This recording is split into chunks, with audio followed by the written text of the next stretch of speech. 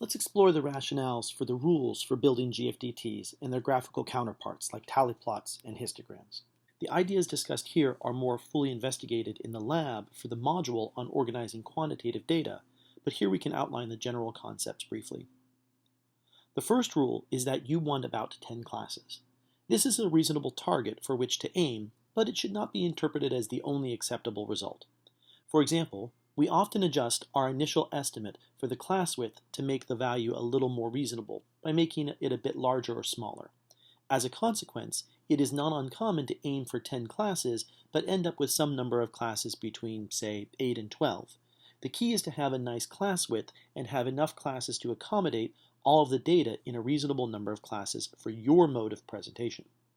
Additionally, the context in which you will be displaying your data also comes into consideration.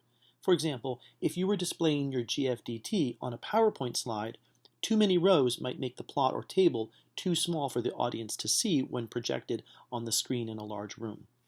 So, a GFDT with 6, 7, or maybe 8 classes would make sense. On the other hand, if you have space in a journal article or a print report to provide a bit more specificity, a GFDT with 12 to 15 or more rows might be just fine. So let's say from 5 to 18 classes is probably acceptable. The second rule is that class widths should be a quote-unquote nice number, with emphasis on the square quotes around nice. This is a very imprecise definition, but the idea of nice in this context is that you could count by the given class width quickly. For example, values such as 1, 2, 4, 5, 10, 20, 50, these would be considered nice because we could count by 4s or by 20s rather quickly. Let's say your first lower class limit is 300 and you have a class width of 20. In this case, the lower class limits would be 300, 320, 340, 360, etc. And counting by 20s here would not be overly burdensome.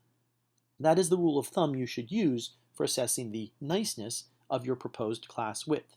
If you had to, could you start at that number and count off the multiples of that number quickly? As a counterexample, try starting at 170 and counting by 17. I'll let you pause the video for a second to see how quickly and how far you can get. I personally would find this a bit of a challenge, at least to do with the same speed that I could count up from 170 by 10s. 170, 187, 204, 221, 238. I think many people would find this equally challenging to do quickly and correctly. But now if I try counting by 10s from 170, 170, 180, 190, 200, 210, 220, 230, etc., I think this should suffice to demonstrate what is and isn't a nice number for a class width. Note that in some technical reports, you may end up with rather large or rather small class widths that are reasonable for the context. For example, if you have a class width of 0.002 or 0.015, this may make sense, and in the given magnitude of the numbers being reported, this could be a reasonable class width by which to count off by. As always, temper your adherence to the rule with the context and purpose of the story you are trying to tell with your data.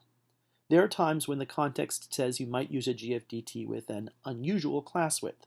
For example, if a teacher curves the letter grades for a test based on every 14 points, it is reasonable to use this value of 14 as the class width. That said, these scenarios are probably few and far between. The third rule is that the lower class limits should be multiples of the class width. This is to assist the reader in counting by the class width quickly. For example, it is easier to count by 20s if you start at a number that is a multiple of 20. 240, 260, 280, 300, 320, 340, and so on, as opposed to starting at, say, 153.5, 173.5, 193.5, 203.5. It just isn't as transparent to perceive the value of the class width from rattling off the lower class limits. There's a common variation on this rule, which is that you may want the upper class limits to be the multiples of the class width. This would be the difference between classes of 20 to 29, 30 to 39, 40 to 49, etc., versus 21 to 30, 31 to 40, 41 to 50, etc. In the variation on the left, the lower class limits are multiples of the class width of 10, And in the variation on the right, the upper class limits are the multiples of the class width. Most often, it is the context or personal preference which dictates if the upper or lower class limits are better as multiples of the class width.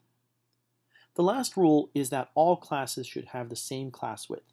This is the idea that if I'm looking at classes with a class width of 10, say for exam scores, my classes might be 70 to 79, 80 to 89, 90 to 99, 100 to 109.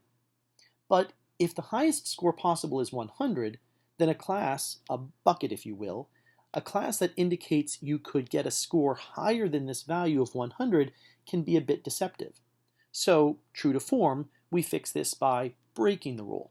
Many people would be inclined to simply merge the 100 from the last class into the previous class. So the new last class would not be 90 to 99, a class width of 10, but 90 to 100, a class width of 11.